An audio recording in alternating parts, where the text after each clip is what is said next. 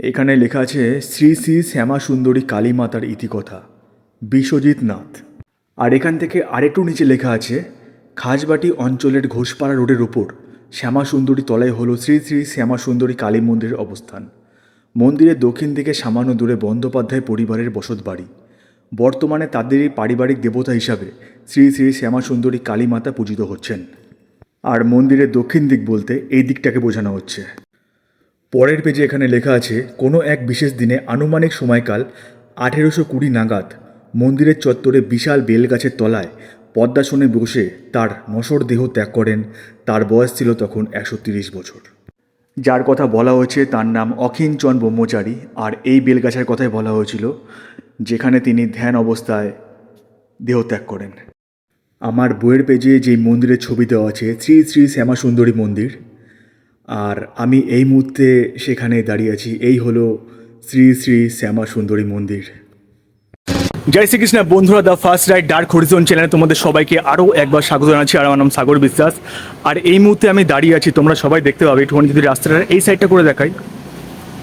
এটা হচ্ছে হালেশ্বর বলদেঘাটা, যেখানে তোমার নাম শুনেছো, সামনে বলাকা, যেখানে খুব প্রচলিত একটা পুজো হয়। তার পাশেই আমি বাইরে গিয়ে লোকেশনটা তোমাদের দেখাবো। এখানে এই মন্দিরটা যারা যারা চেনো অথবা যারা যারা জানো না তাদের টোটাল কিছু তথ্য অথবা কিছু ইতিহাস এই মুহূর্তে আমি এখানে দাঁড়িয়ে কিছু স্যার বা এই মন্দিরে কিছু পূজারী অথবা বংশ পরম্পরায় হয়ে আসা কিছু ব্যক্তি যারা আমাকে এই মন্দিরের কিছু ইতিহাস কিছু তথ্য আমাকে দিয়েছেন। আর তার মাধ্যমে আমি আমার ভিডিওর মাধ্যমে সেগুলো তোমাদের সামনে তুলে ধরার চেষ্টা করব। তো ভিডিওর সঙ্গে জুড়ে থাকো আর দেখতে থাকো। চলো একদম শুরু করছি মন্দিরের ইতিহাস, ফুল তথ্য আমার ভিডিওর মাধ্যমে। চলো সঙ্গে থাকো। আচ্ছা, আপনার নাম কি? শ্রী বেনিমাধব গাঙ্গুলি। আচ্ছা, আপনি এখানে কত বছর ধরে পুজো করছেন বা কতদিন ধরে পুজো করছেন? 30 বছর হবে। 30 বছর। আচ্ছা আচ্ছা, মানে এই পুজো সম্পর্কে আপনার মানে কোনো কিছু তথ্য দিতে পারবেন? বা এখানে প্রথম ফার্স্ট পুজো যিনি করেন বা কারা করেছিলেন? তারা তো মারা গেছে অবশ্যই। হ্যাঁ হ্যাঁ হ্যাঁ হ্যাঁ হ্যাঁ। তারপর বংশধররা করতো, তাও এখন করতে পারছে না। আচ্ছা আচ্ছা আচ্ছা, মানে ওটা আপনি এখন মোটামুটি 30 বছর ধরে পুজো করে যাচ্ছেন, তাই তো? আচ্ছা আচ্ছা। আর এটা মাঝে মাঝে আমি দেখি যে এরকম কোনো ব্যাপার আছে যে মন্দির কখন খোলা পাবে, যারা যারা ভিডিওটা দেখবে, যারা আসতে ইচ্ছা করে এই মন্দিরটাকে দেখে। অনেকে তো হয় না যে আসতে গেলে, আমি তো বেশিরভাগ দেখি মানে সকাল বিকাল যখন যাই, মানে খোলাটা খুব কমই পাই অ্যাকচুয়ালি। খোলাটা যদি টাইম একটুখানি বলে দেন তাহলে পরে সবাই একটু সুবিধা হয়। 8টার মধ্যে খোলা হয়ে যায়। আচ্ছা, সকাল 8টা। আর বিকালে? বিকালে এখনো খোলা হয়নি। আচ্ছা, কটা থেকে কটা অবধি খোলা থাকে? 8টা থেকে? 8টার থেকে 1:30 2 অবধি। আর প্রতিদিনই পুজো আপনি দেন তো? হ্যাঁ হ্যাঁ। আচ্ছা আচ্ছা আচ্ছা আচ্ছা। শ্রী শ্রী শ্যামা সুন্দরী মন্দিরে পূজারীর কণ্ঠে আমরা শ্রবণ করলাম মন্দিরের ইতিহাস ও আধ্যাত্মিক ঐতিহ্যের কিছু অমূল্য তথ্য। এবার চলুন সম্মানীয় স্বপন ব্যানার্জির মহাশয়ের নিকট থেকে আরও কিছু মূল্যবান তথ্যাবলী আহরণ করি। নমস্কার স্যার, আমি সাগর বিশ্বাস। আর আপনার নাম কি? স্বপন ব্যানার্জি। এই হালি শহরের সবচেয়ে প্রাচীন তন্ত্র সাধনার জায়গা এটা। আচ্ছা আচ্ছা আচ্ছা। এখানে এক সময় অখিঞ্চন ব্রহ্মচারী বলে একজন এই মন্দিরের যে প্রতিষ্ঠাতা, তিনি তন্ত্র সাধনা করতেন তার শিষ্যদের নিয়ে। আচ্ছা আচ্ছা আচ্ছা। এবং এই মন্দিরের ইতিহাস হচ্ছে তার মৃত্যুর পর তার দেহ এই সামনে যে বেলগাছটা দেখছেন। আচ্ছা, বেলগাছ বলতে এই এই গাছটার কথা বলছেন তো? হ্যাঁ, আচ্ছা আচ্ছা আচ্ছা, ঠিক আছে, এর বলুন। নিচে সমাধিস্থ করা হয়। আচ্ছা আচ্ছা আচ্ছা আচ্ছা। তার আগের নামগুলো এক এক পুরুষ এইখানে এই মন্দিরে মানে পুজো করে এসছেন। অখিঞ্চন ব্রহ্মচারীর পরে আচ্ছা, এই ব্যানার্জি ফ্যামিলি।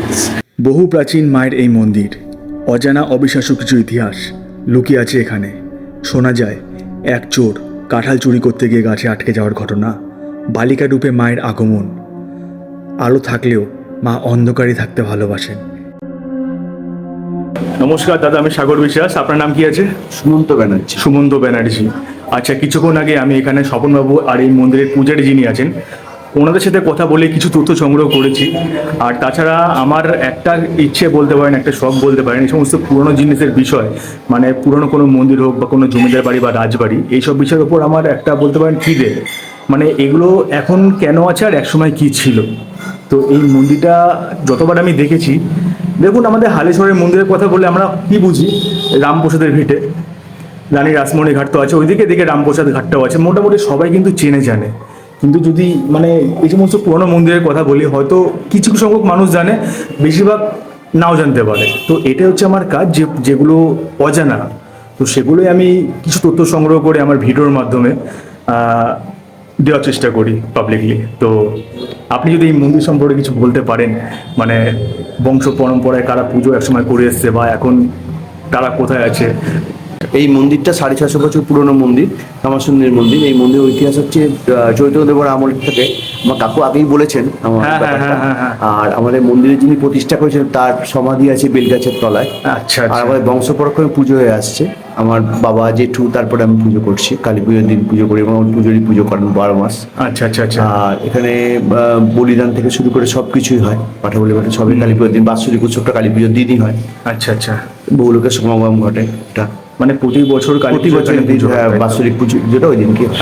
আর এমনি নর্মাল ডে যেমন ধরুন আজকে অথবা কালকে মন্দির কোন টাইমে খোলা থাকে? মন্দির সকালবেলা 7টা থেকে খোলা থাকে, 7টা থেকে আপ টু 1:30টা পর্যন্ত খোলা থাকে। আচ্ছা, আচ্ছা। এর ভেতরে যারা পুজোরি যে পুজো দেবেন তারা 11টার সময় আসেন, পুজো দিতে আচ্ছা, আসেন। আচ্ছা, আচ্ছা, আচ্ছা।